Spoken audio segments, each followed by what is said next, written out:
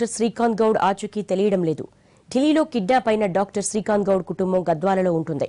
ఆయన కుటుంబ సభ్యులు తీవ్ర ఆందోళనకు గురవుతున్నారు. కుటుంబంలో ఒక్కడే మగదిక్కు కావడం, ముగ్గురు అక్క చెల్లెళ్లు ఉండడంతో వారంతా శ్రీకాంత్ కోసం వెక్కి వెక్కి ఏడుస్తున్నారు.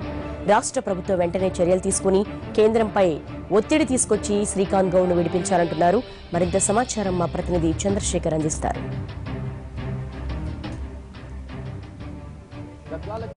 డాక్టర్ అక్కల శ్రీకాంత్ గౌడ్ ఢిల్లీలో మెట్రో క్యాన్సర్ హాస్పిటల్లో పనిచేస్తూ ఈ నెల 6వ తేదీ రాత్రి కిడ్నాప్ గురయ్యారు.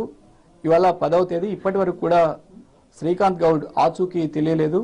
చాలా నిరుపేద కుటుంబానికి చెందిన శ్రీకాంత్ గౌడ్ ఎలాగైనా డాక్టర్ కావాలన్న ఉద్దేశంతో చైనాలో ఎంబీబీఎస్ పూర్తి చేసి పీజీ చేసేందుకు ఢిల్లీలో ప్రిపేర్ అవుతూనే పార్ట్ టైం జాబ్ చేస్తున్నాడు. ఆ నేపథ్యంలో అతను కిడ్నాప్ గురయ్యాడు.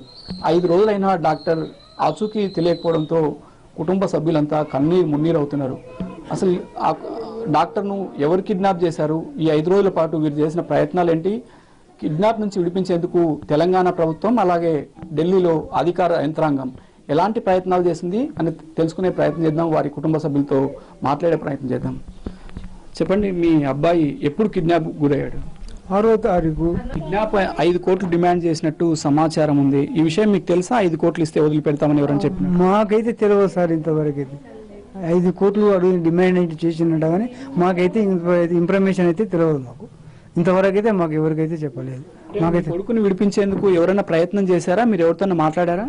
ఎక్కడిది మాట్లాడారు? మాకైతే తెలియదు కదా సార్. మేము మాట్లాడింది అక్కడ ఢిల్లీలో ఉన్నాడు కదా. మా బ్రదర్ అయితే పోయిండు. అక్కడికి తెలిసిన వెంటనే తెలుసుకొని పోయిండు. మా బ్రదర్ నారాయణ గౌడ్ అంటే ఢిల్లీ వెళ్ళిపోయినాడు.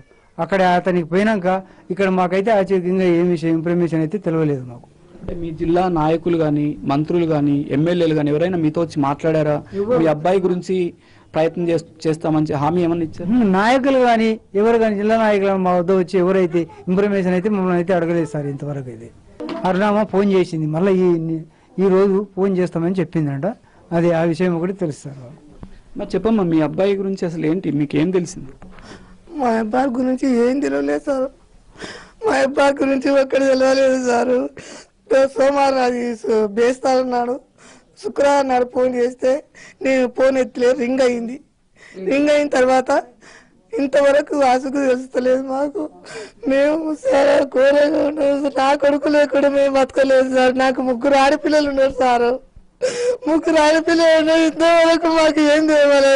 ఈ ప్రభుత్వం ఏం తీసుకోదా సార్?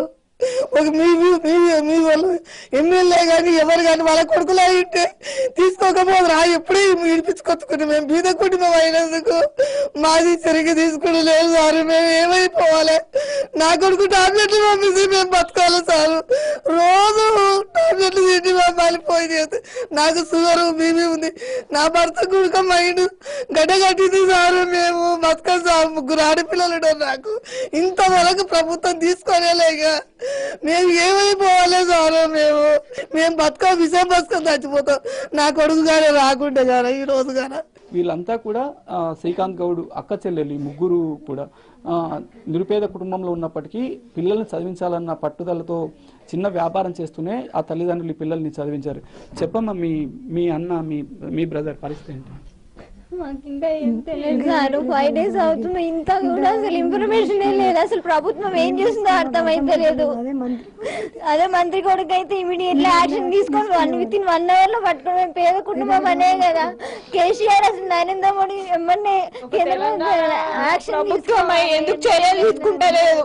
ఆ నిరుపేద కుటుంబము అనే కదా. ఒక్కడే అబ్బాయి మాకు, వాడు పెడితేనే మేము తింటాం, బతుకుతాం. శ్రీకాంత్ గౌడ్ కుటుంబం చాలా పేద కుటుంబం అయినప్పటికీ డాక్టర్ కావాలన్న పట్టుదల కారణంగా వాళ్ళ చిన్నాన్న అతన్ని చైనాలో ఎంబీబీఎస్ చదివించారు. కుటుంబాన్ని ఆదుకోవడానికి, అక్క చెల్లెల పెళ్లిళ్ళు చేయడానికి ఢిల్లీలో పార్ట్ టైం జాబ్ చేస్తూ కొంత ఇంటికి డబ్బులు పంపొచ్చు, అలాగే పీజీకి ప్రిపేర్ కావాలన్న ఉద్దేశంతో ఆయన ఢిల్లీలో ఉంటున్నారు. అయితే ఈ నేపథ్యంలో కిడ్నాప్ గురయ్యారు. ఎలాగైనా సరే తెలంగాణ ప్రభుత్వం అలాగే ఢిల్లీ ప్రభుత్వం కేంద్రంలో ఉన్న బీజేపీ ప్రభుత్వం వీరంతా కలిసి తన కుమారుణ్ణి విడుదల చేయించాలని డిమాండ్ చేస్తున్నారు. కిడ్నాపర్లు డిమాండ్ చేసినట్టు 5 కోట్ల రూపాయలు కాదు కదా, 5,000 రూపాయలు కూడా కుటుంబం ఇచ్చే పరిస్థితి లేదు.